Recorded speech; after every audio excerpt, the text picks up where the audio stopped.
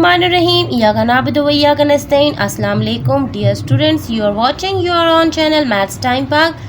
आज हम लोग Oxford primary mathematics student course book 5 updated addition का प्रैक्टिस एक्सरसाइज सॉल्व करने जा रहे हैं. Fractions lesson number 3.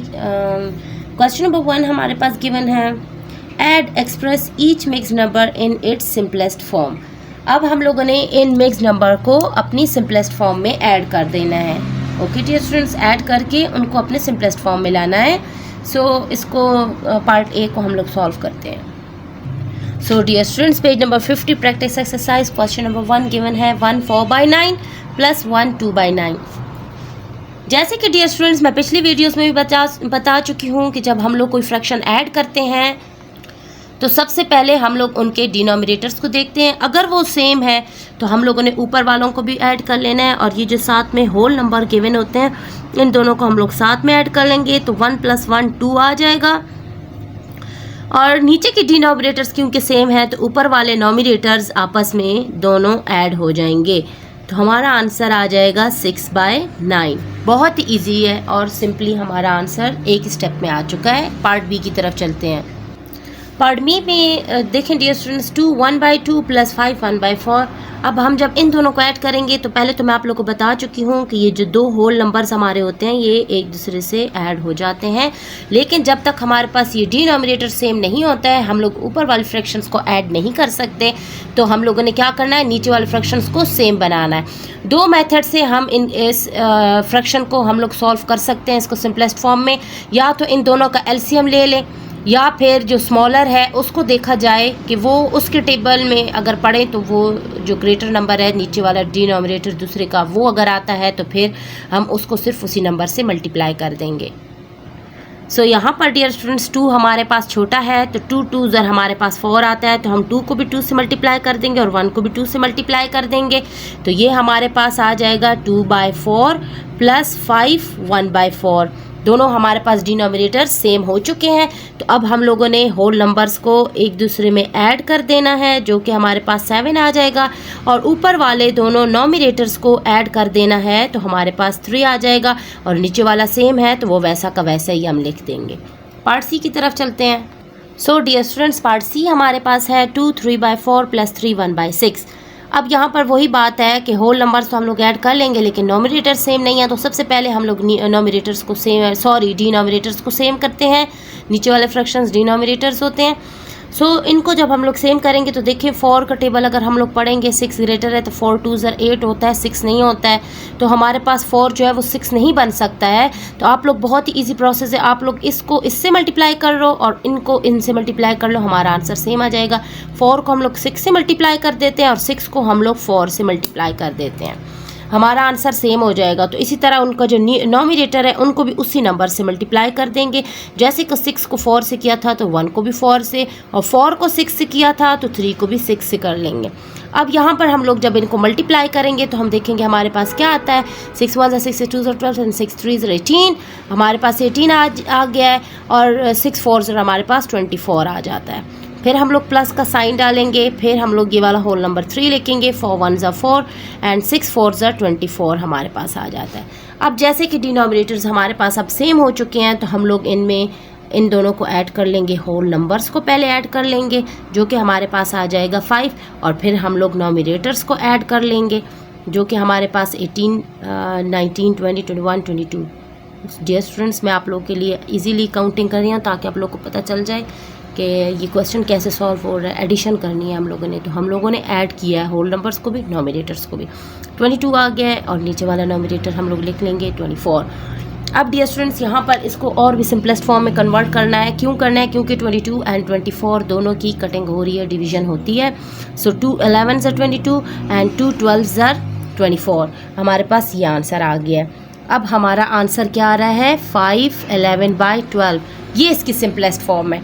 अगर डिवीजन के जो आप लोगों ने ऐड कर लिया उसके बाद वाला नंबर, ऊपर वाला नोमिनेटर और नीचे वाला डिनोमिनेटर, अगर इनकी डिवीजन होती है तो आप लोगों ने वो डिवीजन कंपल्सरी करनी है, बहुत ही मस्ट है वो, क्योंकि वही तो उसकी सिंपलेस्ट फॉर्म होती है. अगर हम लोग 5/22/24 छोड़ देंगे तरी क्वेश्चन को कि भाई हम लोग क्वेश्चन कंप्लीट कर चुके हैं तो वो रॉन्ग होगा.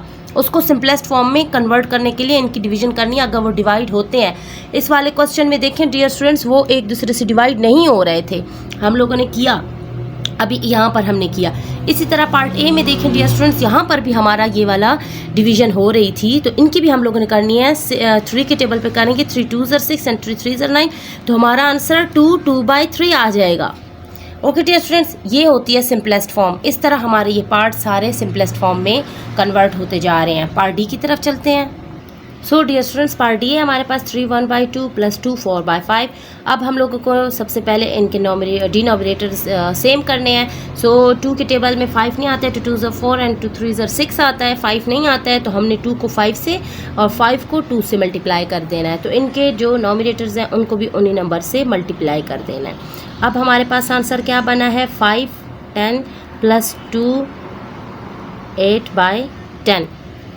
अब ये हमारे पास जब नोमिनेटर सेम हो गए हैं तो पहले होल नंबर्स को ऐड करेंगे, 5 आ जाएगा, और फिर हमारे पास नोमिनेटर्स को ऐड करेंगे तो ये हमारे पास 13 आ जाएगा,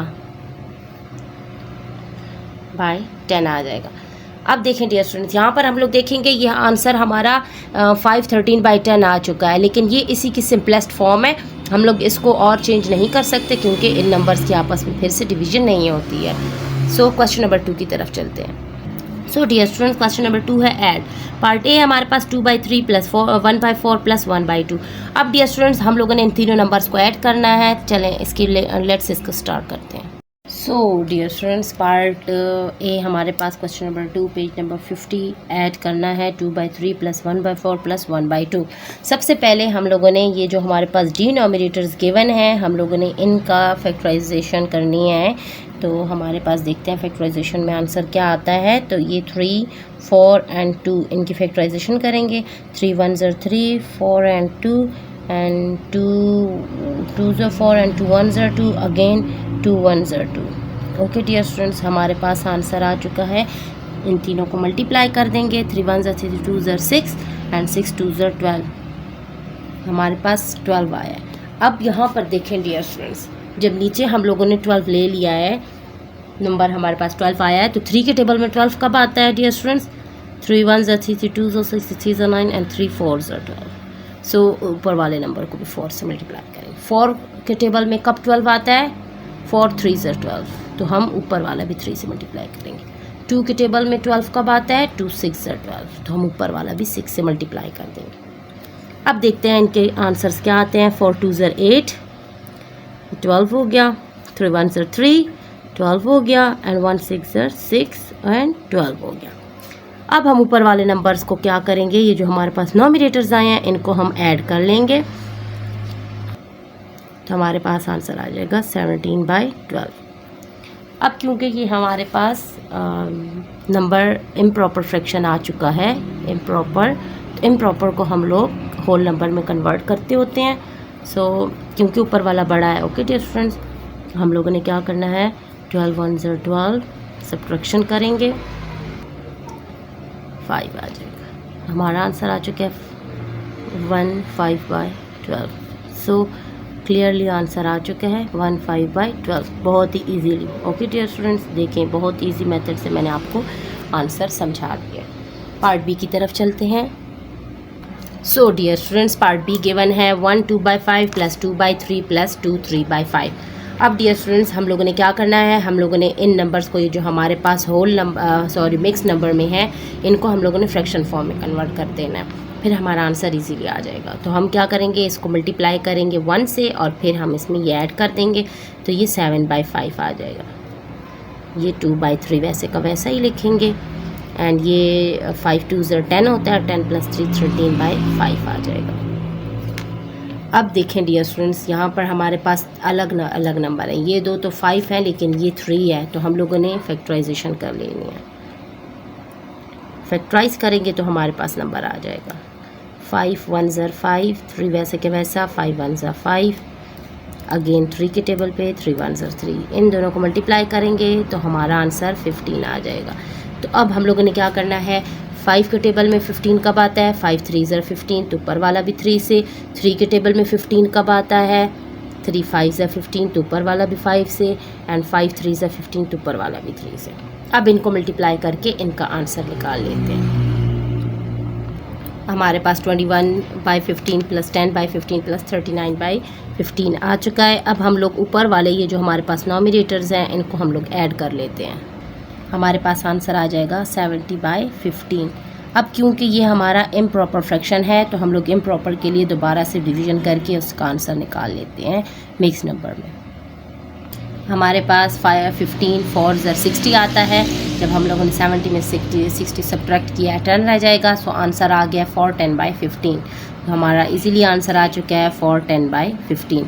अब इसको हम लोग अपनी सिंपलेस्ट फॉर्म में कन्वर्ट करते हैं। 5 3 15 एंड 5 2 10। ओके डियर स्टूडेंट्स, अब यहाँ पर हमारा आंसर कंप्लीट आ चुका है 4/2/3। ओके डियर स्टूडेंट्स, यहाँ पर हमारा आंसर इजीली कंप्लीट हो गया। नेक्स्ट पार्ट की तरफ चलते हैं। So dear students, part C है 2 1/7 + 1/2 + 3 2/14। सबसे पहले इन होल नंबर, ये जो मिक्स नंबर्स हैं हमारे पास, इनको हम लोग फ्रैक्शन फॉर्म में कन्वर्ट करेंगे। 7 1 7 2 14, 14 + 1 15/7 + 1/2 and plus 44/14। Okay dear student, अब जब यहाँ पर हम डिनोमिनेटर देख लें कोई भी इक्वल नहीं है, हम लोग इसकी फिर से फैक्टराइजेशन स्टार्ट कर लेते हैं।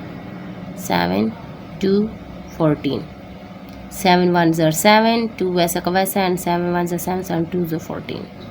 अब 2 1 2। ओके डियर स्टूडेंट, 7 1 7, 7 2 14, तो 14 हमारा आंसर है।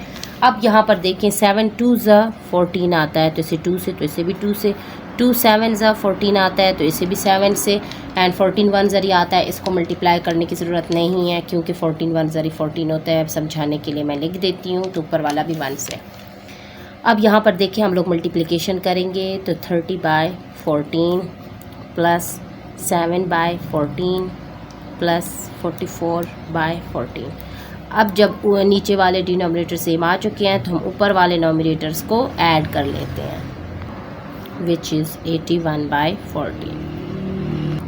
यहाँ पर डियर स्टूडेंट्स आप लोग देख सकते हैं कि हमारा जो आंसर है वो इम्प्रॉपर फ्रैक्शन में आ चुका है। तो हम लोग इसकी डिवीज़न कर लेते हैं। यहाँ पर हम लोग ने डिवीज़न कर लिया है। 14 5 70 एंड 81 में से 70 सब्ट्रैक्ट किया तो 11 रह जाता है। सो 511/14 हमारा आंसर है, 511/14। ओके डियर स्टूडेंट्स, यहाँ पर हमारा पार्ट सी भी कंप्लीट होता है। Question number 3, Sana ran 17/10 kilometer and walked 3 kilometer. What was the total distance she covered? अब हम लोगों ने टोटल डिस्टेंस देखना है कि उसने ये जो दौड़ लगाई है और फिर उसने ये वॉक की है, तो ये दोनों जो उसने रन किया और वॉक किया, ये कितना टोटल डिस्टेंस हुआ है। सो डियर स्टूडेंट्स, डाटा हम लोगों ने कलेक्ट कर लिया है। Sana ran 17/10 kilometre, Sana walk 3 kilometre, total distance unknown है। टोटल डिस्टेंस को फाइंड करने के लिए हम लोग इन दोनों नंबर्स को ऐड कर लेते हैं। एक है हमारे पास 17/10 + 3। अब इन दोनों को जब हम लोग डियर स्टूडेंट्स ऐड कर लेते हैं तो यहाँ पर देखिए एक ये होल नंबर है, एक ये होल नंबर है। हम लोगों ने इन दोनों होल नंबर्स को ऐड कर लेना है और ये जो हमारे पास फ्रैक्शन फॉर्म है ये वैसी की वैसी रहेगी क्योंकि यहाँ पर हमारे पास कोई भी फ्रैक्शन फॉर्म गिवन नहीं है। तो 3 + 1 हमारे पास 4 हो जाएगा और साथ में 7/10। तो ये सना ने टोटल डिस्टेंस कवर किया है जो कि बहुत ही ईजीली हमारा आ चुका है 7/10 किलोमीटर। ओके डियर स्टूडेंट्स, यहाँ पर हमारी प्रैक्टिस एक्सरसाइज कंप्लीट होती है। नेक्स्ट एक्सरसाइज के लिए, नेक्स्ट वीडियो तक के लिए वेट कीजिए, लाइक कीजिए, शेयर कीजिए, सब्सक्राइब कीजिए। अल्लाह हाफिज़।